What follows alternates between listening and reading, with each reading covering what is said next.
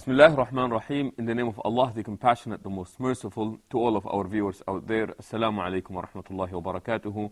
And thank you for joining us again in the intersection of faith and reason with our guest here, Dr. Jaffar Idris. Dr. Jaffar, again, it is a pleasure and honor to be with you, sir. Last time we talked about God and His attributes, and I believe today we will be moving on to another fundamental, if you wish to call it, of the fundamentals of Islam, and that is the concept of life after death. Yes, and of course, so we want always to remind the viewers that these fundamentals are also the fundamentals of the early religions. Sure. Every prophet, of course, told his people that there is life after death, and he must have given them the same evidence that the Prophet ﷺ gave. Yes, and I think if people want to review this issue more in Surah Hud, where there is a good line of stories of messengers there, and every time a messenger would declare a warning and say, "Inni akhafu alaykum azab yawmin alim, azab yawmin kabir," that I fear for you a day, and he would be speaking about the day of judgment. So the Prophet would come and say that this life is not the end. Is not the end. This is only a short life, and your existence in this world is only temporary. This world is a world only of test, but the real world is the world to come. That after you die, you will be resurrected. You will either go to hell or go to heaven according to what you believed and what you did in this world. Now, there were some objections to this by the people who did not accept this truth. That resurrection is coming. Yes. Now, some of the objections of the Arabs were, first, they thought that this was not possible. Coming back. Yes. Yeah. And how can they used to come إذا كنا عظاما نخرة, after we have become, what do you say, decaying bones or so. So the Quran had to prove to them that it is possible. And then the Quran tells them that it's not only possible, it must be for moral reasons. Moral and rational reasons. The possibility, for the possibility, the Quran mentions two things. First, because these people were believers in the Creator. So he said, if you believe in the Creator, you believe that He created you the first time. Why don't you believe that He can remake you? Because this should be easier than the first time. The first time. So it is possible. There's no doubt about its possibility for someone who believes in the Creator. At this point, Sheikh, does the Quran assume the existence of God? Yes, because these people were believers in the existence of the Creator. Secondly, the argument which the Quran elaborates on, the first one that we mentioned, is mentioned in so many verses in the Quran. Sheikh, if I may, is that the one also towards the end of Surah Yasin? وَضَرَبَ لَنَا مَثَلًا وَنَسِيَ خَلْقًا. Yes, قَالَ مَنْ يُحْيِي الْعِظَامَ وَهِيَ رَمِيمٌ. And he set a parable to us saying that, and he forgot about his own creation. Yes. And he said, who is going to revive these dead فَسَيَنْغُضُونَ إِلَيْكَ رُؤُوسُهُم وَيَقُولُ مَنْ يُعِيدُ قُلِ الَّذِي فَطَرَكُمْ أَوَّلَ مَرَّةٍ. When they the one, yes, if they say, who will bring us back to life? Say, the one who created you the first time. Then that is considered to be a rational argument. Of course. If you believe that, yes, then this shouldn't be any more difficult. No, it should not. You should not think of it as something impossible. It is possible. The second evidence that the Quran gives for the possibility, and not only the logical possibilities. You see, there are, might be, one can say these two kinds of possibilities. A logical possibility, which is very abstract, but the physical possibility. The physical possibility. When you say that this is physically possible, this means that it happened. You have an evidence that it or something like it did happen actually. But a merely logical possibility may never have happened. Sure. Something that is logically possible, as we said, that it is logically possible for the Creator to adopt a son. Logically possible, but he never does this. So what is physically possible? The Quran directs people's attention to the fact that water comes from the sky on barren land, and it comes to life in the sense that after being barren, you see revived. Yes, revived in the sense that you see plants in it. So the Quran said that the resurrection of human beings is just like this. A human being, when a human being dies, he is just like this barren land. And just as God brings this dead land to life, he brings human beings to life. Now the second argument is repeated in so many verses in the Quran, and we can elaborate on it somewhat. It is a moral argument. And also it is known, the Quran repeats it, but some Western philosophers also know about what is called the moral argument for the existence of the Creator. Moral argument. What is the moral argument? It is very well known that there can be no human society without moral values. And morality is not a secondary issue, as some people may say. It is something necessary even for the existence of a society. To see this, imagine a society in which most people, 90% are liars. So you can't have scientists, because a scientist might make an experiment and he tells you something different from what his experiment led to. Interesting that just happened, by the way. Yes, I know. But because, fortunately for people, there were only very few people like this. But we are saying now, if the majority of all the people were liars, there can be no knowledge, because you don't know whether the teacher is telling you the truth or not. You can't read a book. You don't know whether the author is telling you the truth or not. So that is why some people express this idea beautifully. They said that moral values are the cement of society. The cement. Without moral values, there can be no society. If the majority of people become dishonest, or not keeping their promises, or liars or so. But there are people who are liars, there are people who are dishonest, and there are people who are very truthful, and so on. And had it not been for these people who are truthful, there would be no society at all. Now, the problem is, people who tell the truth, say, sometimes have to make sacrifices. You tell the truth and you lose $1,000 or so. You tell the truth and you lose a job. And you make that sacrifice. Now, if there is no life after death, people who make these sacrifices will be fools. Because this is the only life you can enjoy, and you are making sacrifices. That's why we believe that a rational person does not make any absolute sacrifice. To make an absolute sacrifice is to be irrational.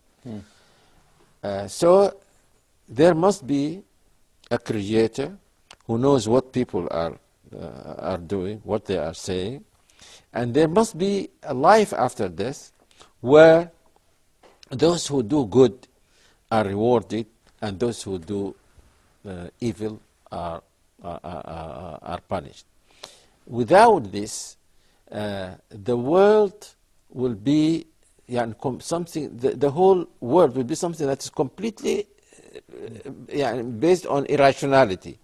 That the people who serve society and keep things going are the people who lose, and the people who tell lies and work against society are the people who gain. So there must be life after this. And this is the essence of the moral argument. This is the moral argument, and the Quran, as we said in many verses. For example, أفنجعل المسلمين كالمجرمين ما لكم كيف تحكمون?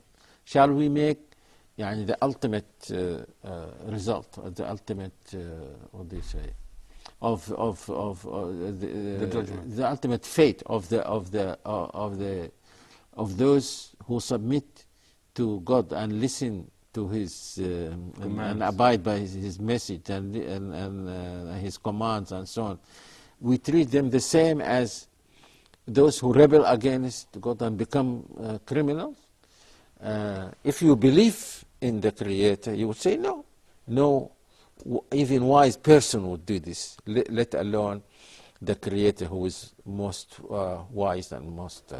And you find in many verses in the Quran a link between this and the fact that there must be life after death. Sheikh, before we go on with this, we're going to take a short break and we will come back.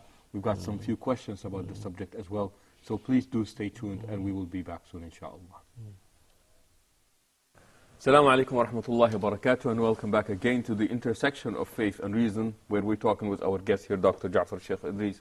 Dr. Jaffar, you were talking about the moral argument for the possibility of the day of judgment, and you said that no, not only possibility, or the necessity. Necessity. There must be a yes. Yeah. And you were saying that we were going to elaborate on how the Quran has made use of this argument when talking about the day of judgment. Yes. And you were about to give few examples that should...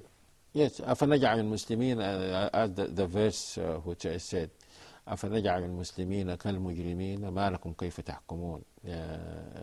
This is mentioned in the context of belief in life after death. And there are many verses like this. And the Quran also says, هل جزاء الإحسان إلا الإحسان? This should be clear that the reward of good must be good. Mm-hmm. If there is no reward for good, then there must be something wrong with this world. If those who do good, and as I said, on whose behavior society depends and becomes even possible for people to have a human society, if their sacrifices are absolute and then there is no reward, this is something that human reason doesn't accept. Therefore, using our own reason, we say this cannot be the case. There must be life after this, where those who do good are rewarded and those who do evil are held accountable for what they have done. Sheikh, I have a question on this topic here, and that is, what about the people who make these types of sacrifices, even though they do not necessarily believe in the day of judgment?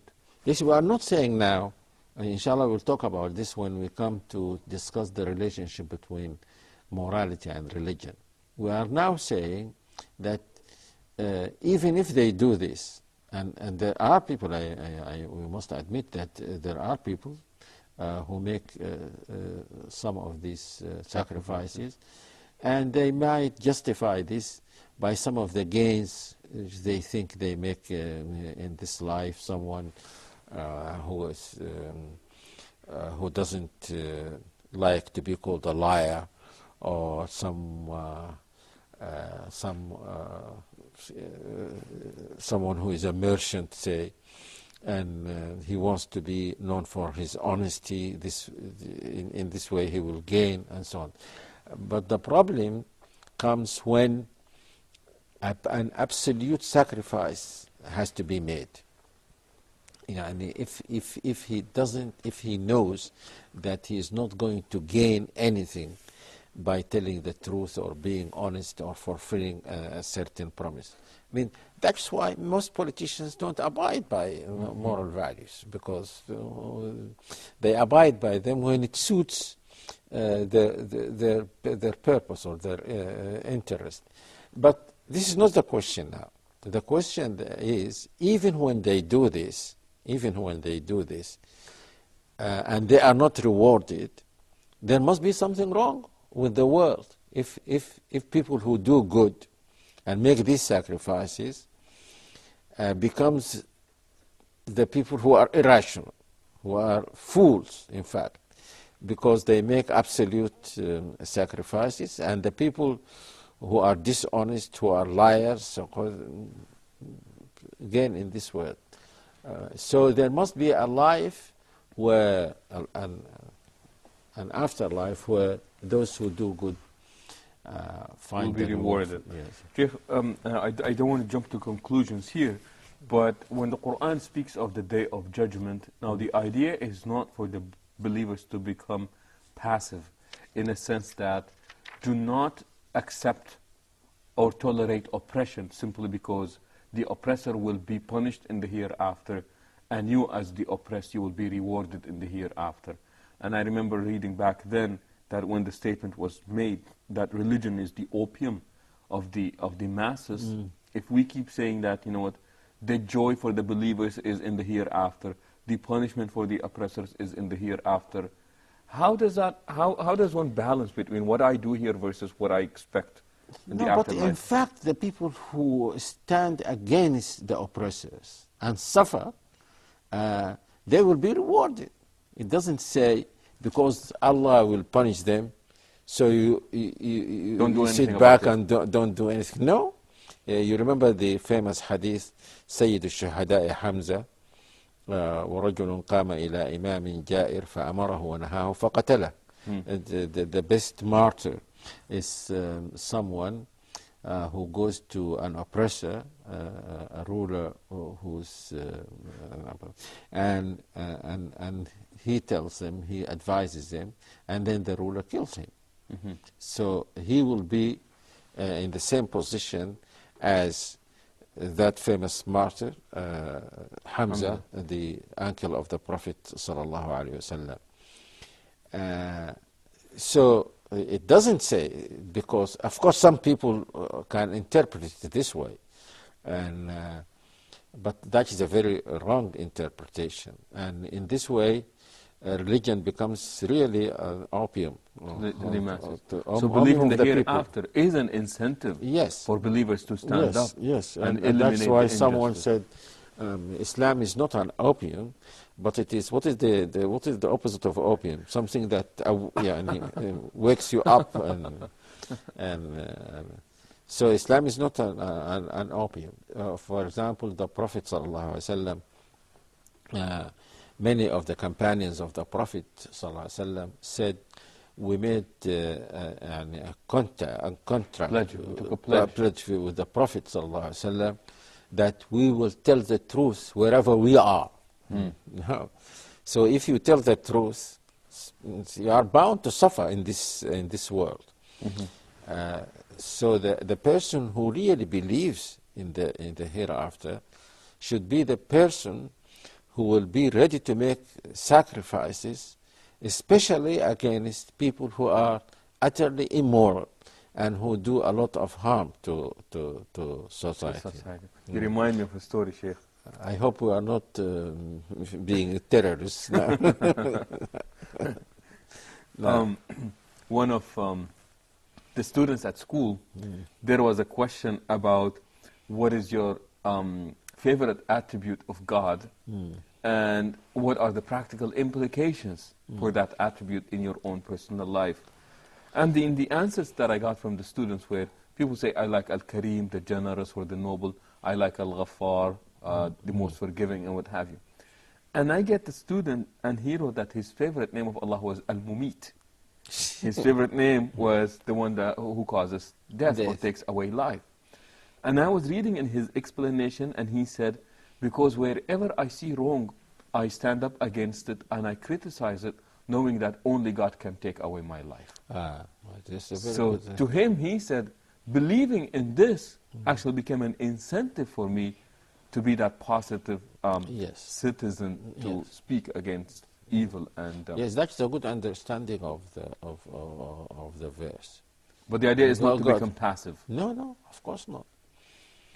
Because this student said, I mean, this is as it should be. Because if you believe in the hereafter and you compare what you are enjoying in this life with what you are promised in the hereafter, you see this as a trifle. And you would be ready to sacrifice this for something that is that is better, and that you will have immediately after you die. So it will not be difficult for you to even sacrifice your own life to go to the. You can sacrifice your wealth, your perhaps lose a job position or so, but you can go to the extent of even sacrificing your own life for the sake of upholding these moral values. Sure. Johan, also another thing in Islam is the idea of restraining yourself.